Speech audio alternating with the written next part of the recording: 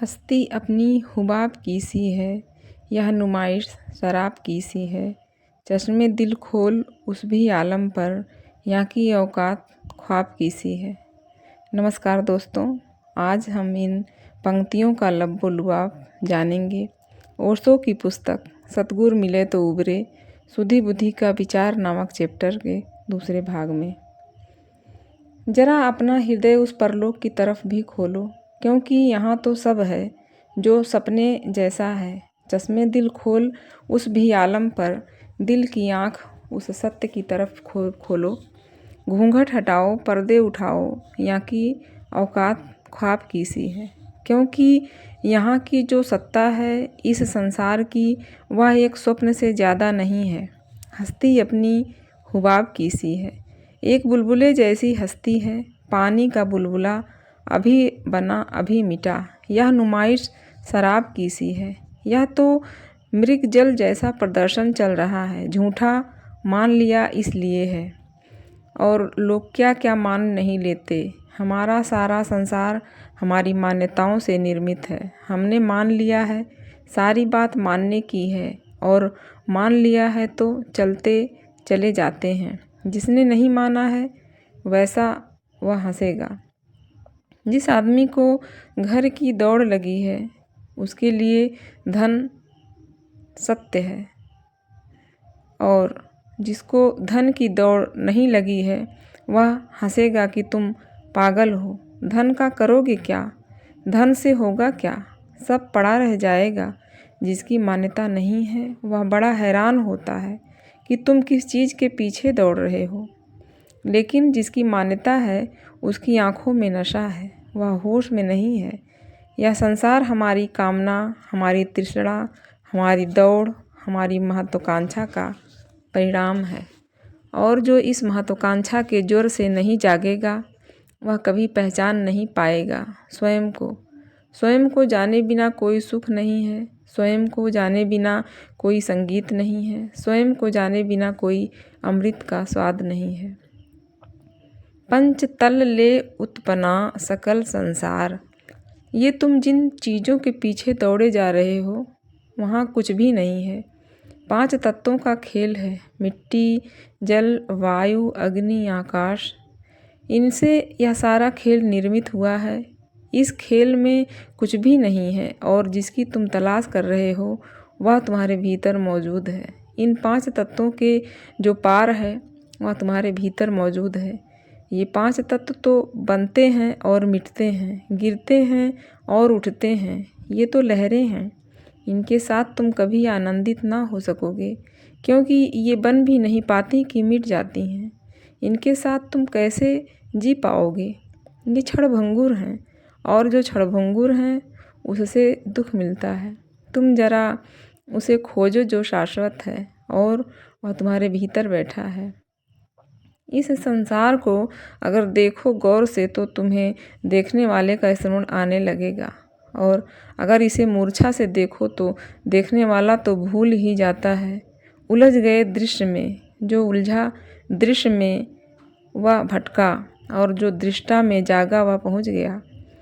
पहले आरंभ घट पर्चा करो निष्पत्ति, नरवय बोध कथंत श्री गोरस जति।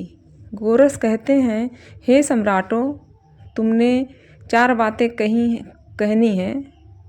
गोरख अपनी पूरी जीवन चिंता को इन 4 बातों में ढाल देते हैं। पहले आरंभ घट पर्चा करो निष्पत्ति। 4 बातें। पहला है आरंभ। आरंभ का अर्थ है अभी तुम बाहर ही दौड़ते रहे हो। तुमने अंतर यात्रा का आरंभ भी नहीं किया। तुमने आंखें पीछे नहीं फेरी हैं।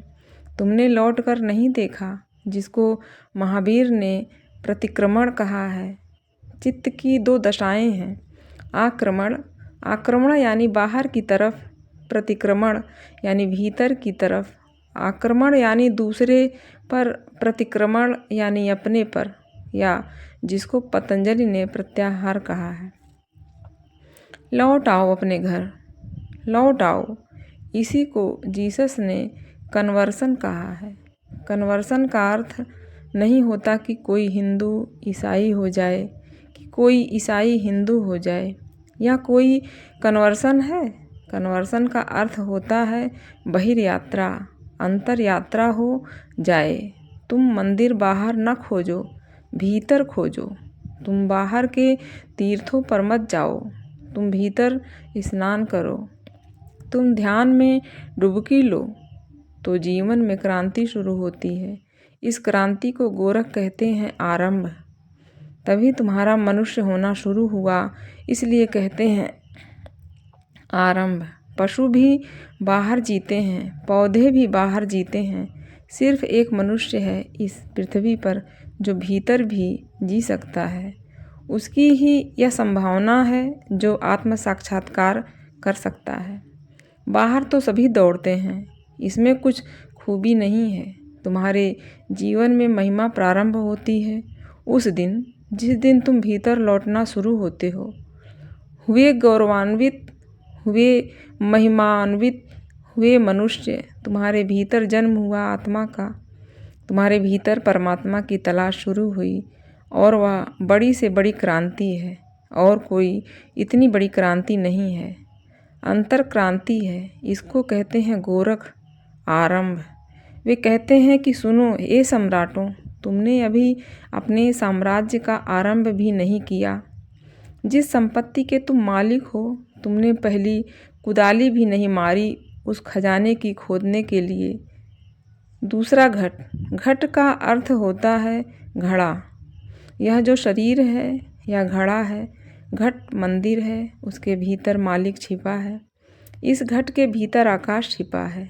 घट में ही मत उलझ जाना, क्योंकि जब तुम भीतर की तरफ मुड़ोगे तब तुम्हें पता चलेगा कि शरीर इतनी छोटी चीज़ नहीं है जितनी तुमने समझी है। शरीर बड़ा रहस्यपूर्ण है। शरीर अपने आप में एक संसार है। वैज्ञानिक कहते हैं एक एक शरीर में कम से कम 7 करोड़ जीवाणु हैं। इसलिए हमने इसको पुरुष कहा है, आत्मा को, क्योंकि शरीर को पुर कहा है नगर, बसा हुआ नगर। बम्बई भी छोटी है, कलकत्ता भी छोटा है। कलकत्ते की आबादी 1 करोड़, तुम्हारे शरीर की आबादी 5 करोड़। 5 करोड़ जीवाणु, 5 करोड़ जीवंत कोष्ठ तुम्हारे शरीर का निर्माण करते हैं। यह कोई छोटी घटना नहीं है। सिर्फ शरीर की छोटी सी सीमा को देखकर भ्रांति में मत पड़ जाना। अब तो तुम्हें जानना चाहिए कि वैज्ञानिकों ने अणु शक्ति की खोज की। अणु जो आँख से दिखाई नहीं पड़ता, लेकिन अणु का विस्फोट हो तो 90 सेकंड में 1 लाख आबादी वाला हिरोशिमा राख हो गया। जो आँख से नहीं दिखाई पड़ता उसमें इतनी विराट ऊर्जा छिपी हो सकती है, तो देह तो बहुत बड़ी है, इसमें बड़ी विराट ऊर्जा छिपी है। इसके बड़े रहस्य हैं। अगर तुम अंदर की तरफ मुड़ोगे तो पहला परिचय तो देह से होगा, क्योंकि देह मंदिर है। अगर मंदिर में जाओगे तो पहले मंदिर की सीढ़ियाँ चढ़ोगे, मंदिर की दीवारें पार करोगे, द्वार से गुजरोगे, तब अंतर्गृह में पहुंच जाओगे। इसलिए पहले तो अंतर यात्रा शुरू करो, फिर इस घर से परिचित हो, नहीं तो मालिक से मिलना ना हो सकेगा। स्वाभाविक है, इस देह का विरोध मत करना, इसको सताने मत लग जाना, नहीं तो समझ ना पाओगे। यह प्रभु का बड़ा प्यारा वरदान है। इसको दबाना मत, सताना मत, परेशान मत करना, क्योंकि इसको दबाना, सताना, परेशान करना प्रभु का इनकार है, नास्तिकता है। आस्तिक तो परमात्मा को धन्यवाद देगा कि कैसे प्यारी देह दी है, मिट्टी में भी कैसा रूप भरा है, पंच तत्वों में कैसा जादू है। परमात्मा जादूगर है। उसके जादू की सबसे बड़ा प्रमाण अगर कोई हो सकता है तो तुम्हारी देह है। वैज्ञानिक कहते हैं जितना काम देह में होता है, अगर हमें किसी कारखाने में करना पड़े तो 4 मील तक उसकी आवाज़ गूंजेगी। अभी तक हम यह उपाय नहीं खोज पाए।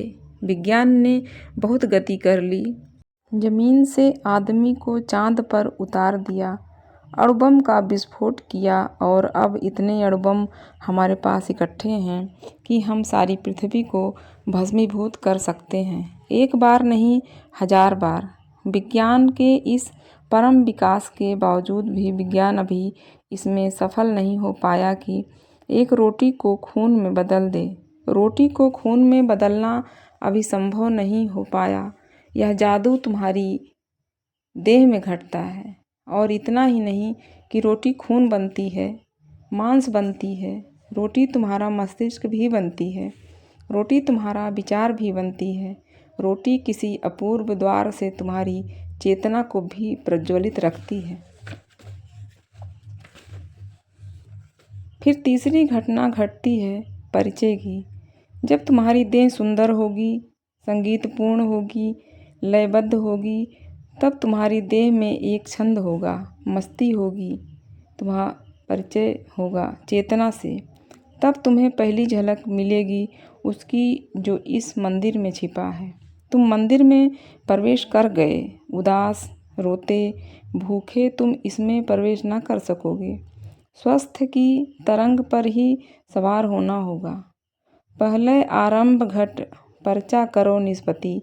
परिचय हो जाए तब फिर निष्कर्ष लेना, निष्पत्ति। इसके पहले मत कहना कि ईश्वर है या नहीं, इसके पहले मत कहना कि निर्वाण है या नहीं, इसके पहले कोई निष्पत्ति मत लेना। ना हाँ ना ना, ना तो आस्तिक बनना ना नास्तिक बनना, क्योंकि इसके पहले ली गई निष्पत्तियाँ स्वानुभव पर आधारित नहीं हैं, उधार हैं, बासी हैं, दूसरों के द्वारा दी गई हैं। पता नहीं दूसरों ने ठीक दी हों, गैर ठीक दी हों, पता नहीं दूसरे धोखेबाज रहे हों, पता नहीं दूसरे खुद धोखा खाए हों, धोखेबाज ना भी रहे हों, कौन जाने। मनुष्य को ख्याल रखना चाहिए कि मैं अपने ही ज्ञान पर भरोसा करूं, मैं अपना ही आधार बनूंगा, मैं अपना दिया खुद बनूंगा। तो निष्पत्ति लेना, यह बड़ा प्यारा विचार हुआ। पहले अंतर यात्रा, फिर देह का सुसमायोजन, फिर चेतना की प्रतीति, ध्यान, फिर समाधि, निष्पत्ति। नरवय बोध कथंत श्री गोरस जति। और गोरख कहते हैं, इतना तुम कर लो तो तुम्हें बोध हो जाए कि तुम सम्राट हो। मालिकों का मालिक तुम्हारे भीतर बैठा है, साहिबों का साहिब तुम्हारे भीतर बैठा है, मगर तुम दौड़े चले जाते हो। तुम ना मालूम कहाँ कहाँ दौड़ते हो, एक जगह छोड़ तुम सब जगह दौड़ते हो। मैंने चाँद और सितारों की तमन्ना की थी, मुझको रातों की सियाही के सिवा कुछ न मिला। मैं वह नगमा हूँ जिसे प्यार की महफिल न मिली, वह मुसाफिर हूँ जिसे कोई भी मंजिल न मिली। जख्म पाए हैं, बहारों की तमन्ना की थी, मैंने चाँद और सितारों की तमन्ना की थी। किसी गेसु, किसी आंचल का सहारा भी नहीं, रास्ते में कोई धुंधला सा सितारा भी नहीं। मेरी नज़रों ने नज़ारों की तमन्ना की थी, मैंने चाँद और सितारों की तमन्ना की थी। दिल में नाकाम उम्मीदों के बसेरे पाए, रोशनी लेने को निकला तो अंधेरे पाए। रंग और नूर के धारों की तमन्ना की थी, मैंने चाँद और सितारों की तमन्ना की थी। मुझको रातों की सियाही के सिवा कुछ न मिला। किसी को भी कुछ और मिला नहीं, रात की सियाही मिली। मांगो चाँद सितारे, मांग के लिए तुम स्वतंत्र हो, लेकिन तुम्हारी मांग के अनुसार कभी कुछ होता नहीं। मांगने के कारण तुम भिखारी हो जाते हो, भिखारी होने के कारण तुम्हारा मूल्य ही गिर जाता है। तुम परमात्मा से दूर छिटक जाते हो। तुम मालिक हो जाओ, उस मालिक से मिलना हो तो मालिक हो जाओ, मालिक से ही मालिक मिल सकता है। समान धर्माओं की मुलाकात होती है। भिखमंगे होकर तुम परमात्मा से ना मिल सकोगे, मालिक होकर ही मिल सकोगे, उस जैसे ही होकर मिल सकोगे। मालिक होने का क्या अर्थ है? कोई मांग न रही, न माया की, न काम की, न लोभ की, न धन की, न पद की, कोई मांग न रही। तुमने कहा, जैसा तूने मुझे बनाया मैं राजी हूँ, जैसा हूँ उससे राजी हूँ, बस ऐसा ही परिपूर्ण राजी हूँ। ऐसी स्थिति में तुम्हारे भीतर सम्राट का जन्म हो जाता है। फिर तुम अगर भिखमंगे भी हो तो सम्राट हो गए। अभी तो अगर तुम सम्राट भी हो तो बस नाम मात्र के, भीतर तुम भिखमंगे ही हो। मन माया विषय विकार हंसा पकड़ी घात जिन करो, इन्हीं सब ने मिलकर तुम्हारी आत्मा को पकड़ कर मार डाला।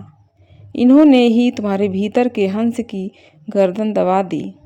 हंसा पकड़ी घात जिन करो, तृष्णा तजो लोभ परहरो। छोड़ो या तृष्णा, छोड़ो या लोभ, इन्होंने ही तुम्हें मारा, इन्हीं के जहर ने तुम्हें समाप्त किया हुआ है।